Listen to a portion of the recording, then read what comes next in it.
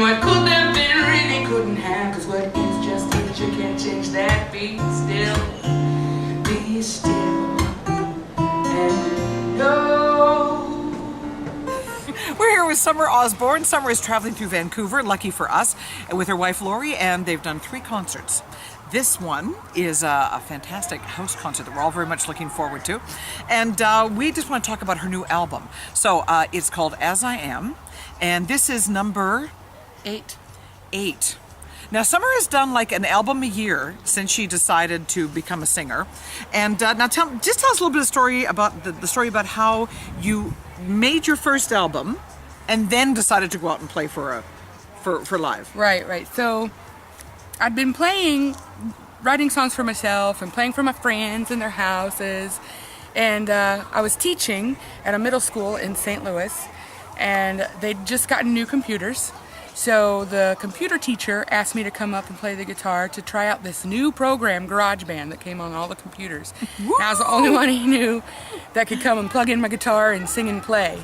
And so my friends got wind that I was just playing around with a recording computer program, and they called me at school and said, hey, listen, we know you're recording, so you have this much time to get an entire album done, and we have the venue, we have the date, so by May 14th, have it ready, that's your CD release. And that was the first time I ever played out. And I was like, okay, why? And they're like, no, it's great you played our house and stuff, but what if you die tomorrow? And we don't have any Summer Osborne music, and it goes with you.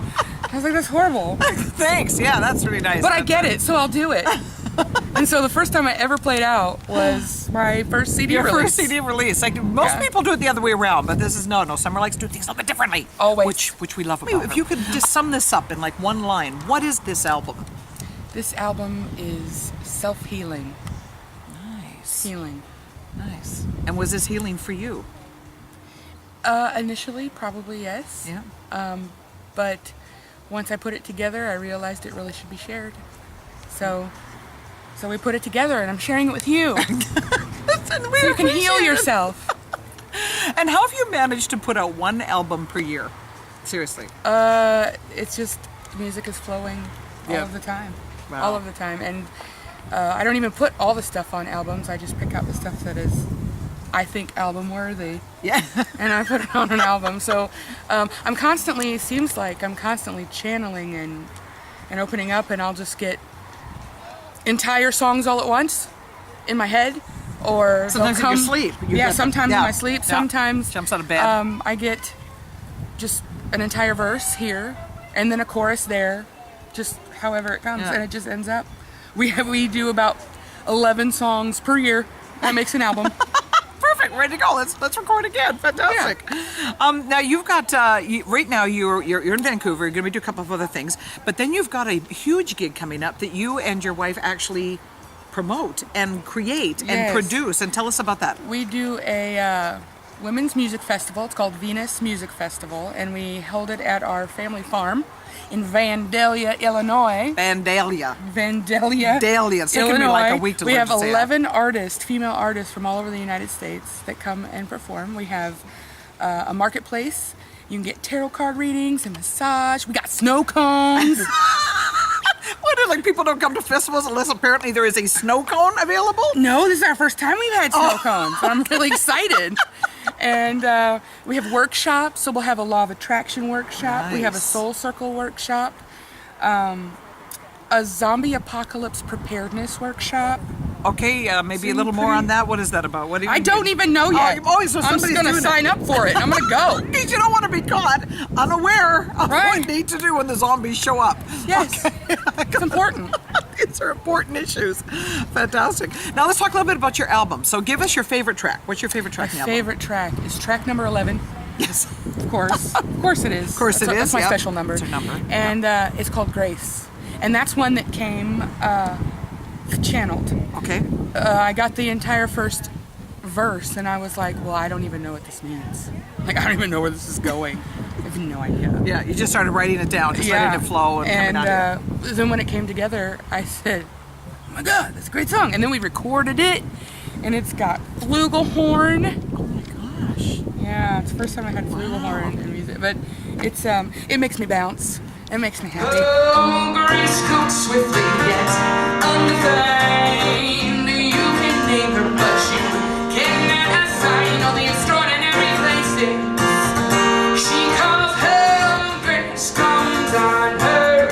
Oh, grace comes on her. Oh, grace comes on her. Oh, we might have that, yeah. Now, because you talked about flugelhorn, now I'm thinking now there is something different about this album and the way you recorded it from all of your other albums. Yes. Now it's tell us about that. My very first studio album. I have a studio at home when I've done my other albums at home, which is fantastic and I love it. But by the time I get done with them, Yes. I'm like, I'm done with this music.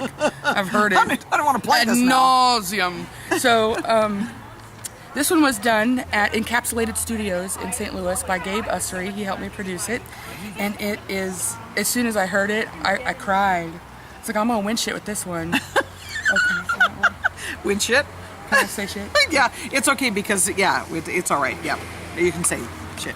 Oh, I'm going to win shit with this Okay. one. I knew it as soon as I heard it. Gabe is a magic man.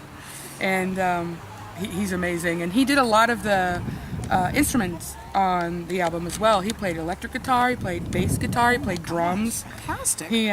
He's amazing. Damn him. Damn him and all that fantastic talent. I know, right? And he's cute too.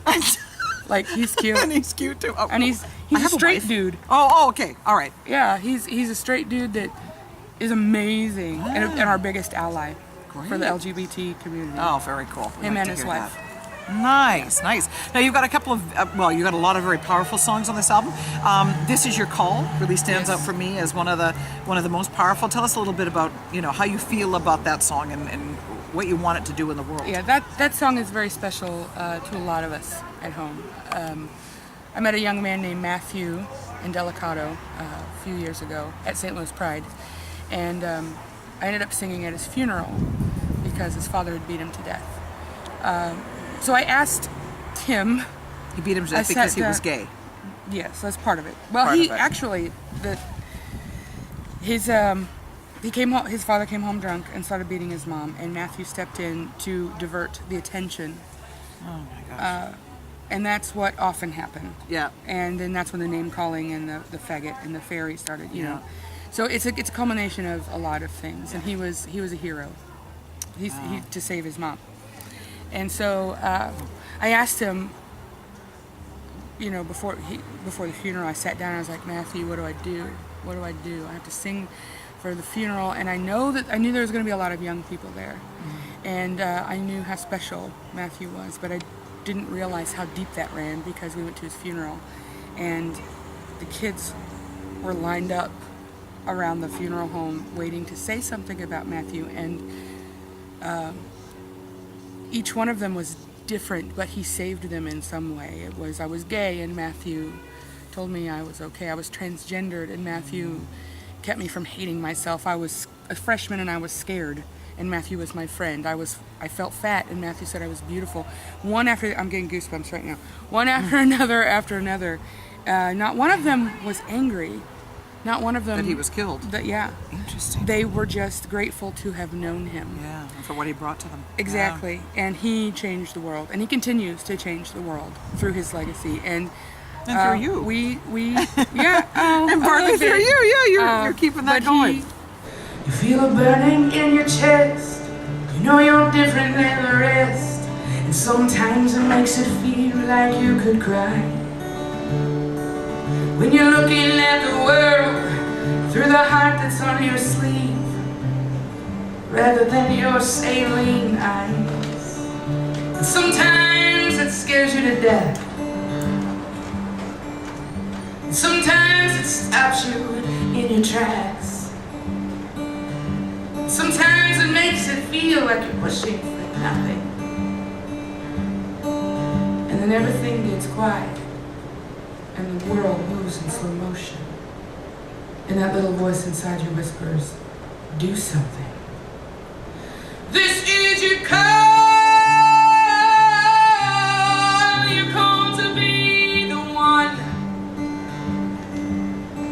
The one who will reach fire, climb mountains tall to find you.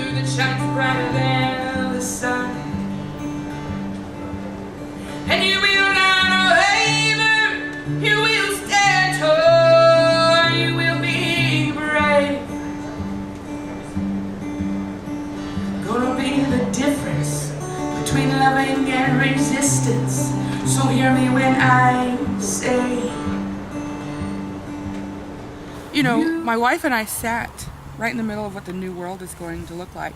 Yes. And it's beautiful. These kids were amazing. Wow. And they're what's going to change this world, because they were in a very small southern Missouri town of St. Clair, Missouri. That's way far south of the Mason-Dixon line. And it's, you know, they struggle, but they hope. Yeah. You know, and I love that. It does. Not the struggle, the hope. The hope, yeah, we like the hope bit. Okay, and now Battleground. What is that? What is that about? What? Oh, Battleground. Battleground. Oh, sorry, didn't need an interpreter. I think you said Battleground. I was like, that's Canadian speak for something. Just wish I knew what it was. No, Battleground. I don't speak Canadian yet. I'm not fluent. You will. You'll Hey. another week here. You'll be all right. But Battleground. Battleground came to me the last time we drove to Tacoma, Washington.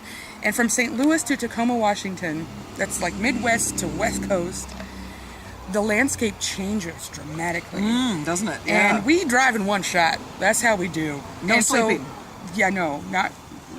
Just you No. drive, Lori drives, you drive, Lori drives. Yes, Just keep going. we take turns. You're But crazy people. we saw the landscape change, and from the cornfields and wheat fields to mountains and plateaus to snow and ice. We did some of that.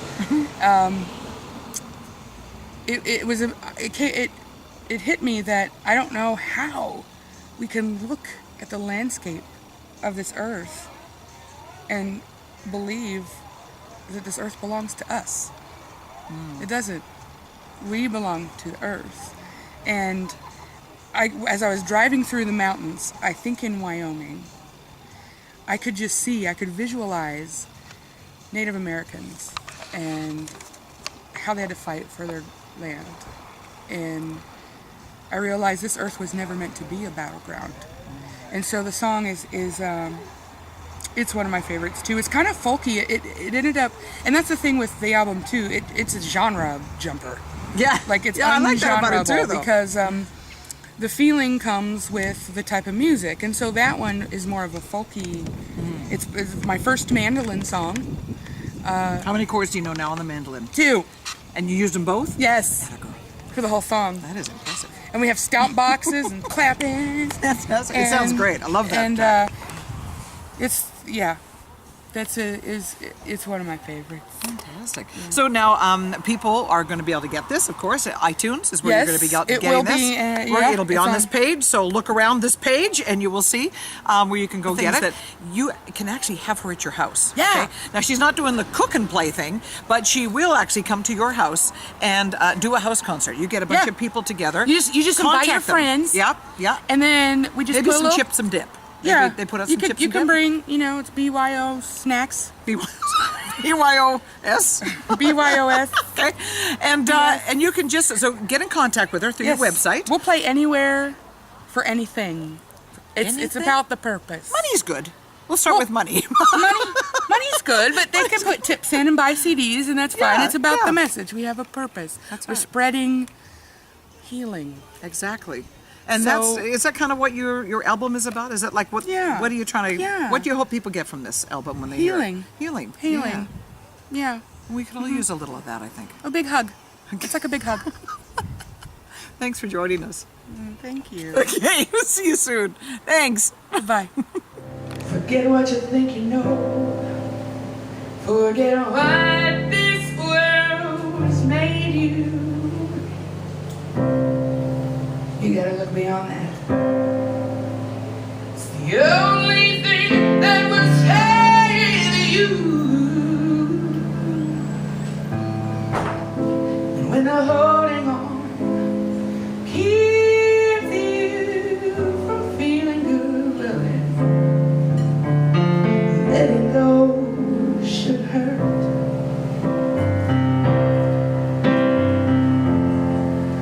It ain't a sacrifice if the water's too deep.